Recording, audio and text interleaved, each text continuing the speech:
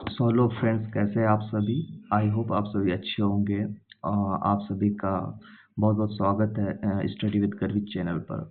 जैसा कि आप जानते हैं, आज हम पॉलिटी के काफ़ी अच्छे बिंदु जो कि डीपीएसपीस हो गए या फिर मौलिक अधिकार हो गए, जो कि पॉलिटी के कोर सब्जेक्ट कहे जाते हैं, और इनसे काफ़ी मात्रा में प्रश्नों की संख्या जो कि हमें एग्ज़ाम में देखने को मिलती है।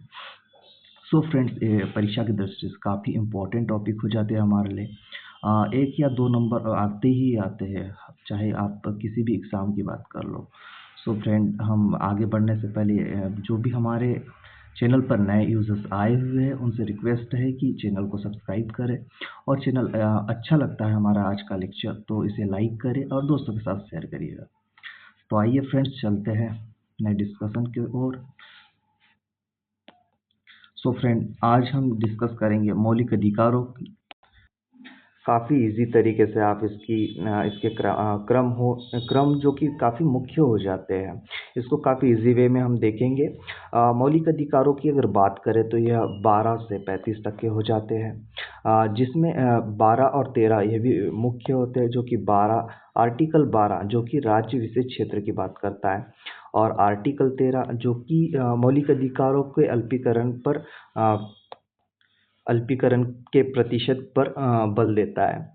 तो आइए फ्रेंड्स, हम मौलिक अधिकारों की बात करें। मुख्य मौलिक अधिकारों की, तो उसमें आते हैं समता का अधिकार, है ना, स्वतंत्रता का अधिकार, शोषण के विरुद्ध अधिकार, धर्म की स्वतंत्रता का अधिकार हो जाता है। 5वें नंबर पर हम देखते हैं सांस्कृतिक व शैक्षिक अधिकार हो जाता है। 6वें की बात करें तो संवैधानिक उपचारों का अधिकार हो जाता है। सो फ्रेंड्स, इसके क्रम को काफ़ी इम्पोर्टेंस हो जाता है, और इनके आर्टिकल्स भी काफ़ी इम्पोर्टेंट हो जाते हैं परीक्षा की दृष्टि से। सो फ्रेंड्स, यहाँ पे हमारी एक ट्रिक काम करने वाली है, जो कि 4-2-4-2-1। इसे देखें तो हम बात करते हैं जैसे समता के अधिकार की। तो समता के अधिकार में 5 मुख्य अधिकार होते हैं, है ना। तो इससे 5 का हो जाता है सॉल्व। उसी प्रकार स्वतंत्रता का अधिकार की अगर बात करें तो इसमें 4 अधिकार आते हैं, जो कि काफ़ी इम्पोर्टेंट है वो भी। इसी तरह शोषण की विरुद्ध अधिकार की बात करें तो इसमें 2 आर्टिकल्स, मतलब 2 अधिकार आते हैं इसके क्षेत्र में। वही धर्म की स्वतंत्रता की अगर बात करें तो इसमें 4 अधिकारों की चर्चा की गई है। इसी तरह सांस्कृतिक शैक्षिक अधिकारों की अगर बात करें फ्रेंड्स, तो इसमें 2 अधिकारों की बात की गई है। इसी तरह संवैधानिक उपचार के अधिकार की बात करें तो फ्रेंड्स, इसमें 1 अधिकार आता है। इस तरह से फ्रेंड्स, यह हम क्रम को याद कर सकते हैं 5-4-2-4-2-1 की तरह। काफ़ी अच्छा लगा होगा फ्रेंड्स आपको यह ट्रिक, जिससे हम काफ़ी इजी वे में इसे याद रख सकते हैं फ्रेंड्स। चलिए फ्रेंड्स, अगले स्लाइड की ओर। अगले स्लाइड पर देखते हैं हम एक और ट्रिक्स है जिसके थ्रू आप इसको याद कर सकते हैं। एक ट्रिक की बात करें तो इसमें एक वाक्य है, समस्त शोध संस्कृति के उपचार के लिए किए जाते हैं। तो दोस्तों, इसमें हम समस्त शोध संस्कृति, ये जो कि मुख्य कीवर्ड्स है जिन्हें याद करना होगा। देखें तो सम से हो जाता है समानता, अस्त से हो जाता स्वतंत्रता, सोच से हो जाता शोषण के विरुद्ध अधिकार, और ध की बात करें तो यहाँ धर्म की स्वतंत्रता की बात करता है। इसी तरह से फ्रेंड्स, स से हो जाता संस्कृति व शैक्षिक अधिकार हो जाता है ना। दूसरे स की बात करें तो यह संवैधानिक उपचार के अधिकारों की बात हो जाती है। इस तरह से फ्रेंड्स, इसको याद रख सकते हैं आप, इसके क्रम को, है ना। तो ये वाक्य हमारे लिए काफ़ी इम्पोर्टेंट हो जाता है फ्रेंड्स। समस्त शोध संस्कृति के उपचार के लिए किए जाते हैं। क्या हो जाएगा फ्रेंड्स, दोहराइए, आप दोहराते रहिए। जितनी बार आप दोहराएंगे उतना ही जल्दी आपको यहाँ लर्न होगा। चलते चलते हैं आगे स्लाइड की ओर। सो फ्रेंड्स, हम यहाँ समानता के अधिकार की अगर बात करें तो ये 14 आर्टिकल 14 से 18 के बीच में बनते हैं, है ना। अगर हम आर्टिकल 14 की बात करें तो इसमें कानून के समक्ष समानता की बात करता है, जो कि सभी नागरिकों को समान अधिकार देता है ना। जो कि विधि हो, न्याय हो और अवसर की समानता की बात करता है। चलिए फ्रेंड्स, अगला आर्टिकल देखते हैं। आर्टिकल 15 की अगर बात करें, इसमें धर्म, जाति, लिंग, जन्म स्थान के आधार पर भेदभाव की बात करता है।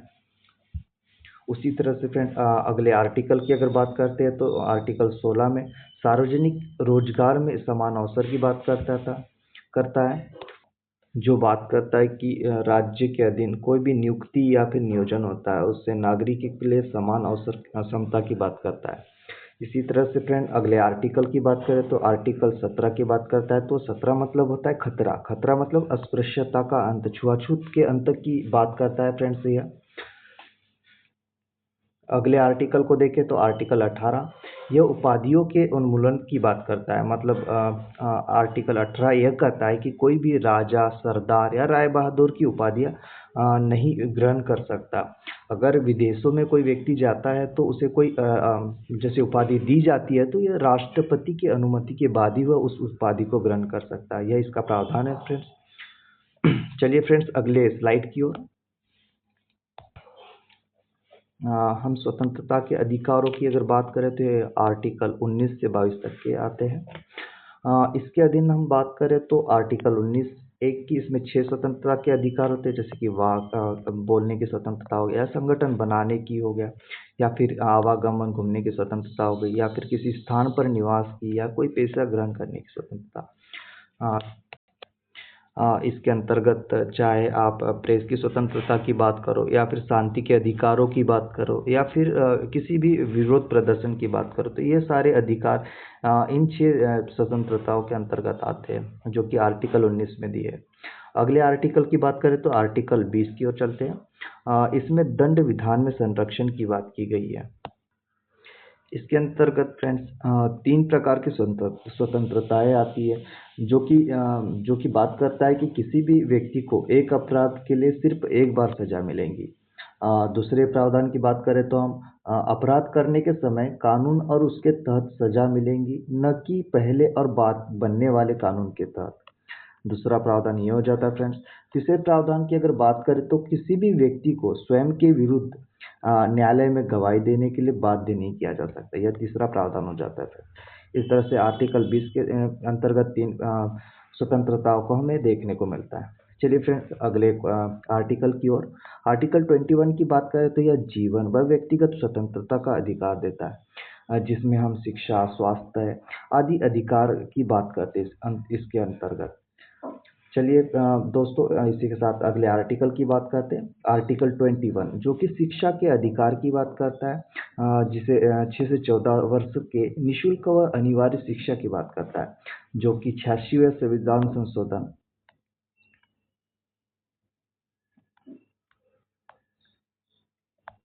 86वां संविधान संशोधन 2002 के तहत जोड़ा गया था। अगले आर्टिकल की बात करें तो आर्टिकल 22 गिरफ्तारी व निरोध के संरक्षण की बात करता है। इसके अंतर्गत 3 प्रकार की स्वतंत्रता आती है दोस्त। पहली अगर बात करें तो हम इसमें हिरासत में अगर कोई व्यक्ति को लेते हैं तो उसका कारण बताना होगा कि क्यों हिरासत में ले रहे हैं। दूसरे की अगर बात करें तो इसमें 24 घंटे के भीतर उसे दंडाधिकारी के समक्ष पेश किया जाना आवश्यक हो जाता है। तीसरे स्वतंत्रता की अगर बात करें तो उसी में उसे अपने पसंद के वकील से सलाह लेने का भी अधिकार का प्रावधान किया गया है इसके अंतर्गत। चलिए दोस्तों अगले स्लाइड की ओर।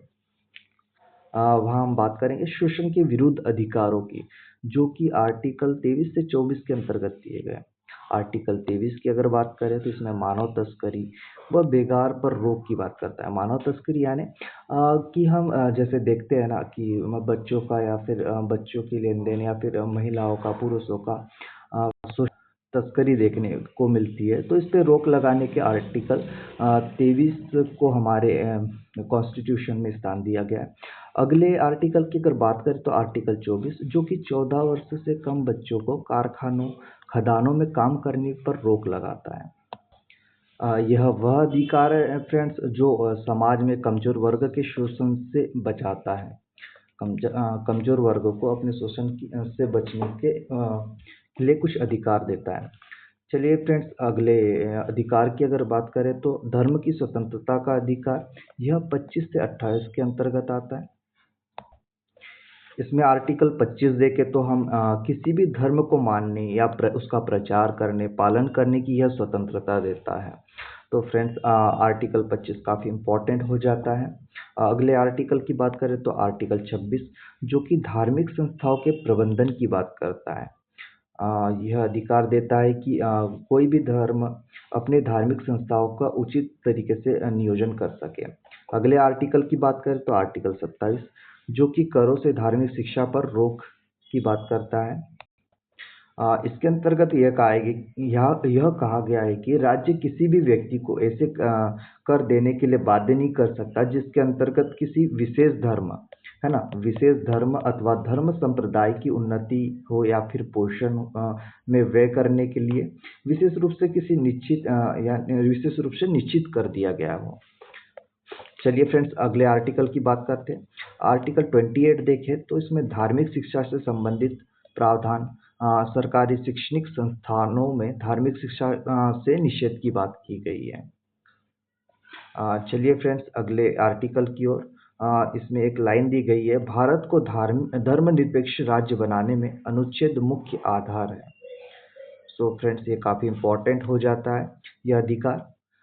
चलिए अगले स्लाइड की बात करते हैं।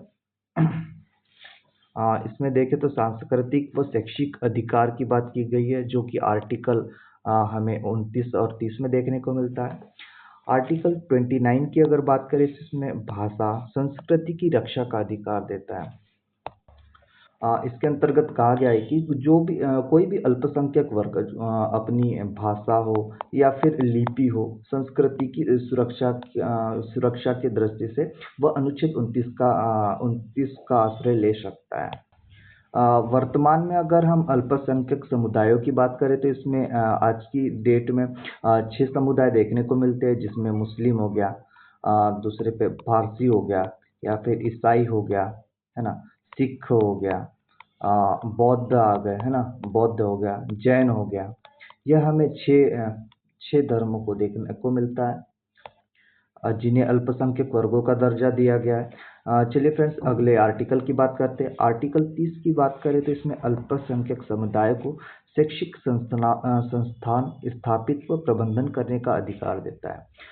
कोई भी अल्पसंख्यक समुदाय अपने शैक्षिक संस्था और उसका प्रबंधन उचित तरीके से प्रबंधन नियोजन कर सकता है। चलिए फ्रेंड्स अगले अधिकार की बात करते हैं। संवैधानिक उपचारों का अधिकार की बात करें तो ये फ्रेंड्स आर्टिकल 32 में हो जाता है, जिसके अंतर्गत फ्रेंड्स नागरिक अपने मौलिक अधिकारों के उल्लंघन पर सीधे सुप्रीम कोर्ट हो या हाई कोर्ट जा सकते हैं। सुप्रीम कोर्ट की अगर बात करें तो आर्टिकल 32 के तहत, और हाई कोर्ट की अगर बात करें तो वही 226 के तहत जा सकता है, आर्टिकल 226। सुप्रीम कोर्ट 5 प्रकार के रिट्स जारी करता है। उन रिटों की अगर बात करें तो यह दी गई है। अगर हिंदी में अगर बात करें तो पहला बंदी प्रत्यक्षीकरण, है ना, दूसरे की अगर बात करें तो परमादेश आ जाता है, तीसरे की बात करें तो प्रतिषेध लेख आ जाता है, चौथे की वही बात करें तो यह उत्प्रेषण आ जाएगा, वही पांचवे की बात करें तो अधिकार प्रेक्षा की बात की गई है। यहाँ एक फैक्ट जो कि भीमराव अंबेडकर ने अनुच्छेद 22 को संविधान आत्मा और हृदय की संज्ञा दी गई है संविधान की। तो ये फ्रेंड्स काफ़ी इम्पोर्टेंट हो जाता है परीक्षा की दृष्टि से, जो कि अधिकतर एग्जाम में पूछा जाता है कि किसने संविधान को आत्मा हृदय की संज्ञा दी गई है। तो इसका राइट आंसर भीमराव अंबेडकर आ जाए। चलिए फ्रेंड्स अगले स्लाइड की ओर। चलिए हम सभी डायरेक्टिव प्रिंसिपल स्टेट पॉलिसी की बात करते हैं, जो कि आर्टिकल 36 से 51 के बीच में दी गए राज्य के नीति निर्देशक तत्व। इसमें 3 श्रेणियां मुख्य आती है दोस्तों। अगर हम बात करें पहली श्रेणी की तो इसमें सामाजिकतावादी तत्व देखने को मिलता है, दूसरे में गांधीवादी तत्व और तीसरे में उदार मानवतावादी तत्व देखने को मिलते हैं। सामाजिकतावादी तत्वों की बात करें तो इसमें समानता हो गया, न्याय न्यूनतम हो गया, है ना, न्यूनतम वेतन की बात करता है, काम करने के अधिकार की बात की गई, इसमें स्वास्थ्य सुरक्षा की बात की गई है, जो कि यह आर्टिकल दिए गए हैं। गांधीवादी तत्वों की बात की जाए तो यहाँ पे पंचायत व्यवस्था की बात की गई है, कुटीर उद्योग की बात की गई है ना, शराबबंदी की बात की गई है, गौरक्षा की बात की गई है। इसी तरह से फ्रेंड्स उदार मानवतावादी तत्वों की बात की जाए तो वहाँ पे अंतर्राष्ट्रीय शांति की बात की गई है ना। समान नागरिक संहिता, पर्यावरण संरक्षण, न्यायिक समीक्षा देखने को मिलता है। इस तरह से दोस्तों यह काफ़ी इम्पॉर्टेंट हो जाता है और इजी टू वे में आप इसे लर्न कर सकते हो। आप इन्हें सेक्शन वाइज बांट के, जैसे सामाजिकतावादी तत्व हो गया, या फिर गांधीवादी तत्व हो गए, या फिर उदार मानवतावादी तत्व, इस प्रकार से आप आर्टिकल्स को इनके थ्रू रिलेट कर सकते हो। चलिए अगले स्लाइड पर देखते हैं। तो यहाँ फ्रेंड्स इसके लिए एक आसान सी ट्रिक्स हो जाती है, जैसे समाज के गांधी उदार थे, समाज से सामाजिकतावादी, है ना, गांधी से गांधीवादी, और उदार से उदारवादी हो जाता है। तो काफ़ी इम्पोर्टेंट यहाँ पे कोट हो जाता है ना, समाज के गांधी उदार थे। चलिए फ्रेंड्स, तो हम बात करते हैं सामाजिकतावादी आर्टिकल्स की। तो फ्रेंड्स यहाँ पे एक ट्रिक काम करती है, जो कि समान काम, स्वास्थ्य, रोटी की बात करता है। तो हम आर्टिकल 38 को देखें तो यहाँ पे समाज में समानता की बात की गई है, जो कि राज्य लोक कल्याण अभिवृद्धि के लिए लोगों के सामाजिक हो या फिर आर्थिक हो या फिर राजनीतिक दृष्टि से देखें तो यह चाहता है कि सभी लोगों को समान न्याय मिले, है ना।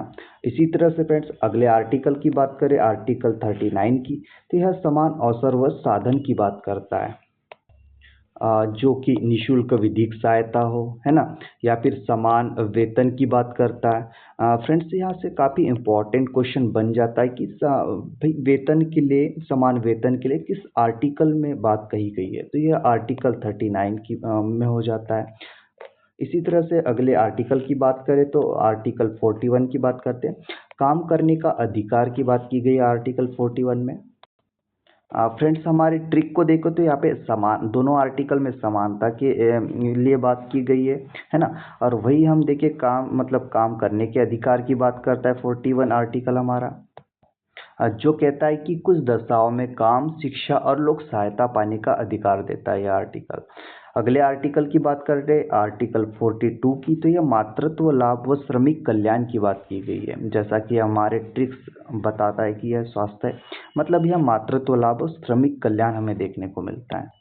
इसके अंतर्गत फ्रेंड्स यहाँ प्रसूति सहायता, जो कि यह काफ़ी अच्छा उपबंध इसमें हमें देखने को मिलता है इस आर्टिकल के अंतर्गत।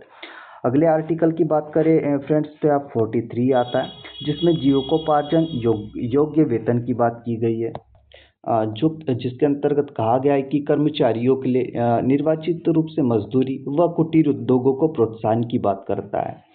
अगले आर्टिकल की बात करें तो इसके अंतर्गत आता है आर्टिकल 47, पोषण स्तर और सार्वजनिक स्वास्थ्य की बात की गई इसके अंतर्गत, जिसके अंतर्गत कहा गया है कि पोषण स्तर जीवन स्तर को ऊंचा करने तथा लोक स्वास्थ्य सुधार करने का राज्य का कर्तव्य होगा, यह इसके अंतर्गत कहा गया है फ्रेंड्स। चलते अगले आर्टिकल्स की ओर। अब हम बात करें गांधीवादी तत्वों की, जो कि आर्टिकल 40 से लेकर 48 के बीच दिए गए हैं। इसकी ट्रिक बन जाती है फ्रेंड्स और भी खास।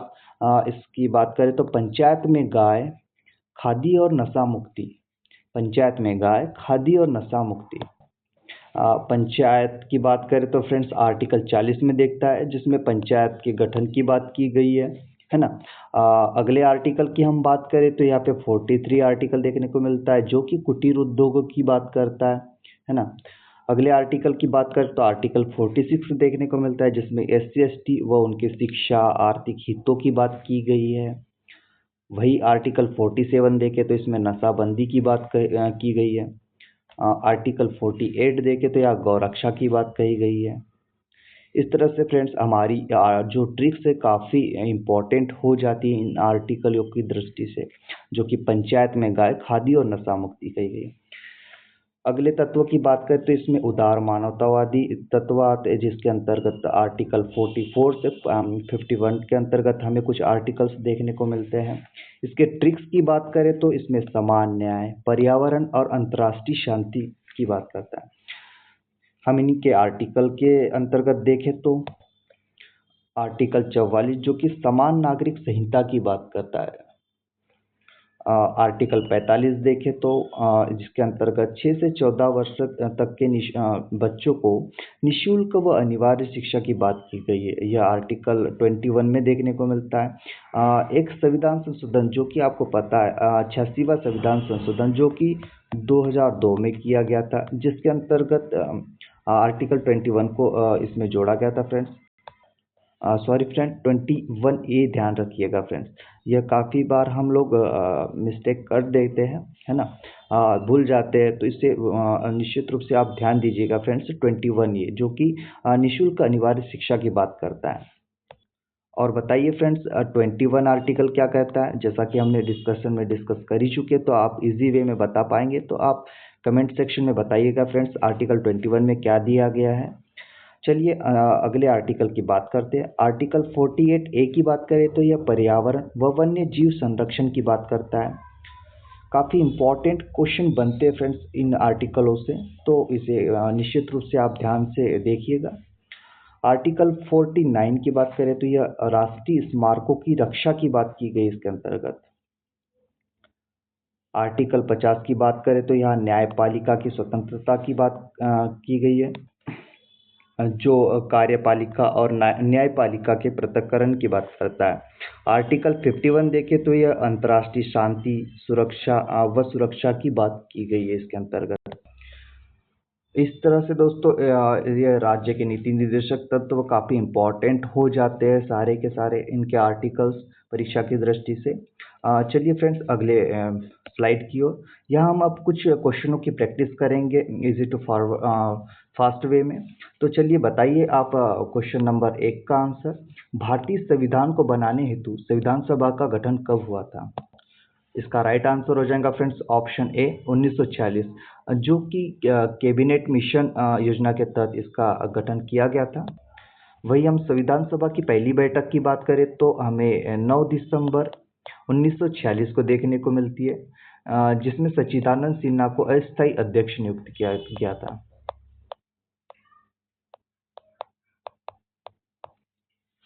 चलिए दोस्तों अगले क्वेश्चन को देखते हैं। भारतीय संविधान के निर्माता किसे कहा जाता है। बताइए, हमने डिस्कशन में काफ़ी कुछ डिस्कस कर चुके हैं इसके बारे में। इसका राइट आंसर हो जाएगा ऑप्शन बी भीमराव अंबेडकर को। भीमराव अंबेडकर जो कि प्रारूप समिति के अध्यक्ष थे। और प्रारूप समिति की बात की जाए दोस्तों तो इसमें कितने सदस्य थे बताइए। इसमें 7 सदस्य थे। चलिए अगले क्वेश्चन की बात करते हैं। थर्ड क्वेश्चन की बात करते हैं, संविधान सभा के अध्यक्ष कौन थे। इसका राइट आंसर हो जाएगा दोस्तों option A doctor Rajendra Prasad, जो कि 13 दिसंबर 1946 में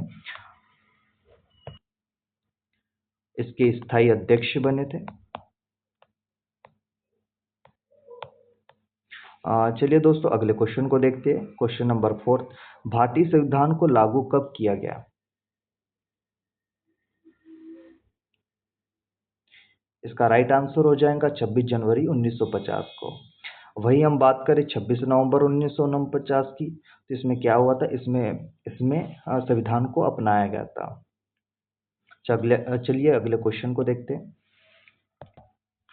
क्वेश्चन 5 को देखो तो उद्देशिका की शुरुआत किन शब्दों से होती है। इसका राइट आंसर हो जाएगा option A V the people of India, अर्थात हम भारत के लोग से इसकी शुरुआत होती है। चलिए अगले क्वेश्चन की बात करते हैं। क्वेश्चन नंबर 6 देखेंगे, उद्देशिका भारत को किस रूप में घोषित करती है। इसका राइट आंसर हो जाएगा ऑप्शन ए समाजवादी पंथ निरपेक्ष लोकतांत्रिक गणराज्य की बात करता है। अगर हम बात करें फ्रेंड्स उद्देशिका की तो इसे केशवानंद भारती मामला जो कि 1973 में हुआ था, इसे सर्वोच्च न्यायालय ने सुप्रीम कोर्ट ने भारतीय संविधान का अभिन्न अंग माना है ना। ध्यान दीजिएगा फ्रेंड्स, काफ़ी अच्छा फैक्ट हो जाता है आपकी परीक्षा की दृष्टि से। अगले क्वेश्चन पे चलते हैं। अगला क्वेश्चन देखेंगे 7, मौलिक अधिकार कितने हैं। बताइए हम लोगों ने कितने मौलिक अधिकारों को डिस्कस किया था। इसका राइट आंसर हो जाएगा 6। चलिए अगले क्वेश्चन की ओर। क्वेश्चन नंबर 8, मौलिक अधिकार किस भाग में दिए गए हैं? इसका राइट आंसर हो जाएगा फ्रेंड्स ऑप्शन बी। तीन भागों की चर्चा की गई, तीसरे भाग में इन मौलिक अधिकारों की चर्चा की गई है। वही हम भाग 2 की बात करें तो इसमें नागरिकता के अधिकारों की बात की गई है ना। भाग 4 की अगर बात करें तो इसमें राज्य के नीति निर्देशक तत्वों की बात कही गई है। वही आर्टिकल अपन भाग 5 में देखें तो भाग 5 में केंद्र सरकार की बातें की गई है। चलिए अगले क्वेश्चन की ओर। अगला क्वेश्चन देखेंगे 9। समानता का अधिकार किस अनुच्छेद से किस अनुच्छेद तक है? इसका राइट आंसर हो जाएगा ऑप्शन बी 14 से 18 तक। बताइए फ्रेंड्स आर्टिकल 19 से 22 में क्या दिया गया है और 23 से 24 में क्या दिया गया है? एक कमेंट सेक्शन में आप बताइएगा फ्रेंड्स इसमें क्या दिया गया है। चलिए क्वेश्चन 10 देखते हैं। शिक्षा का अधिकार किस अनुच्छेद में है? इसका राइट आंसर हो जाएगा ऑप्शन बी 21A में, जो कि 86वें संविधान संशोधन के द्वारा 2002 में जोड़ा गया था फ्रेंड्स। इसको ध्यान दीजिएगा। चलिए अगले क्वेश्चन की ओर। Question number 11। भारतीय संविधान में मौलिक कर्तव्यों की संख्या कितनी है? इसका राइट आंसर हो जाएगा ऑप्शन बी 11 है इसकी वर्तमान में मूल संख्या, है ना। अगर हम बात करें मूल संविधान की तो मूल संविधान में मौलिक कर्तव्य का उल्लेख नहीं किया गया था फ्रेंड्स। तो इसे बाद में 1976 के 42वें संविधान संशोधन के द्वारा इसे जोड़ा गया था, जिसमें 10 मौलिक कर्तव्य की चर्चा की गई थी। बाद में 86वें संविधान संशोधन के द्वारा जो कि 2002 में जोड़ा गया, जिसमें एक संविधान जोड़ा गया जो कि शिक्षा से संबंधित था, जो 11वां संविधान संशोधन 11वां संविधान इसमें ऐड किया गया, मौलिक कर्तव्य जोड़ा गया सॉरी, उसमें शिक्षा के अधिकारों की बात की गई है। चलिए फ्रेंड्स अगला क्वेश्चन देखते हैं। 12 देखेंगे। मौलिक कर्तव्य किस अनुच्छेद में दिए गए हैं? इसका राइट आंसर हो जाएगा ऑप्शन ए 51A में दिए गए हैं। साथ ही फ्रेंड्स आप कमेंट सेक्शन में बताइएगा कि 21A में क्या दिया गया है। चलिए अगले क्वेश्चन की ओर। अगला क्वेश्चन देखेंगे 13। मौलिक कर्तव्य संविधान के किस भाग में है? इसका राइट आंसर हो जाएगा ऑप्शन ए भाग 4A में दिया गया है। भाग 2 की बात करें तो इसमें नागरिकता का प्रावधान देखने को मिलता है। भाग 3 की बात करें तो इसमें मौलिक अधिकार दिखाई देते हैं, है ना। वही भाग 5 की बात करें तो केंद्र सरकार के बारे में चर्चा की गई है। चलिए अगला क्वेश्चन देखते हैं। नीति निर्देशक तत्व किस देश के संविधान से प्रेरित है? इसका राइट आंसर हो जाएगा फ्रेंड्स ऑप्शन बी आयरलैंड से। चलिए अगले क्वेश्चन को देखते हैं। नीति निर्देशक तत्व संविधान के किस भाग में है? इसका राइट आंसर हो जाएगा ऑप्शन सी भाग 4 में। और बताइएगा फ्रेंड्स आप कमेंट सेक्शन में भाग 2 में क्या है, भाग 3 में क्या है, भाग 5 में क्या है। चलिए अगला क्वेश्चन देखते हैं। संविधान कौन सा भाग राज्य नीति निर्देशक तत्व कहलाता है? इसका राइट आंसर हो जाएगा भाग ए ऑप्शन ए भाग 4, जो कि राज्य के नीति निर्देशक तत्वों की बात करता है इसमें। चलिए फ्रेंड्स अगले क्वेश्चन की ओर। 70 देखेंगे। राज्य को 6 से 14 वर्ष तक की आयु के बच्चों को निःशुल्क और अनिवार्य शिक्षा देने का निर्देश किस अनुच्छेद में है? राज्यों की बात की गई है फ्रेंड्स, तो इसका राइट आंसर हो जाएगा ऑप्शन बी अनुच्छेद 45, जो कि राज्य के नीति निर्देशक तत्वों में शिक्षा के संबंधित प्रावधान है। अगर वही हम 21A की बात करें तो यह मौलिक अधिकारों में शिक्षा के अधिकार की बात करता है ना। और 51 की बात करें तो इसमें अंतर्राष्ट्रीय शांति सुरक्षा की बात की गई है ना। वही अगर आर्टिकल 32 की बात करें तो इसमें संवैधानिक उपचारों के अधिकारों की बात की गई है। चलिए फ्रेंड्स अगले क्वेश्चन की ओर 18 देखेंगे। संविधान सभा ने भारतीय संविधान को कब अपनाया? सो फ्रेंड्स इसमें दिया गया है कि संविधान सभा को कब अपनाया, न कि लागू किया। तो इसका राइट आंसर क्या हो जाएगा? इसका राइट आंसर हो जाएगा फ्रेंड्स ऑप्शन ए 26 नवंबर 1949 को। चलिए दोस्तों अगले क्वेश्चन की ओर। 19 क्वेश्चन देखेंगे। भारतीय संविधान की प्रस्तावना को संविधान का खालिस्तान कहा जाता है। बताइए क्या कहा जाता है। इसका राइट आंसर हो जाएगा ऑप्शन सी, रूपरेखा। भारतीय संविधान की रूपरेखा कहा जाता है प्रस्तावना को। अगले क्वेश्चन की बात करें तो संविधान सर्वोच्च है, यह विचार किस सिद्धांत को दर्शाता है। इसका राइट आंसर हो जाएगा संवैधानिक सर्वोच्चता को। चलिए फ्रेंड्स आज के लिए इतना ही था, है ना। फिर मिलेंगे एक नए लेक्चर के साथ में और नए जोश के साथ में। आई होप आप सभी को यह लेक्चर काफ़ी पसंद आया होगा। देखिए फ्रेंड्स क्या होता है कि काफ़ी इम्पोर्टेंट क्वेश्चन इस लेक्चर से बनेंगे और बनते ही आए इन टॉपिक से। सो फ्रेंड्स इसे आप 1 से 2 बार देखिएगा तो आप अच्छे से इसको अपने दिमाग में बिठा पाओगे। तो चलिए फ्रेंड्स मिलते हैं फिर नए लेक्चर के साथ में। आई होप आप सभी को ये लेक्चर पसंद आया होगा। तो इसको लाइक करिएगा और अपने दोस्तों के साथ में इसे शेयर करिएगा। तब तक के लिए मिलते हैं नए लेक्चर के साथ। चलिए।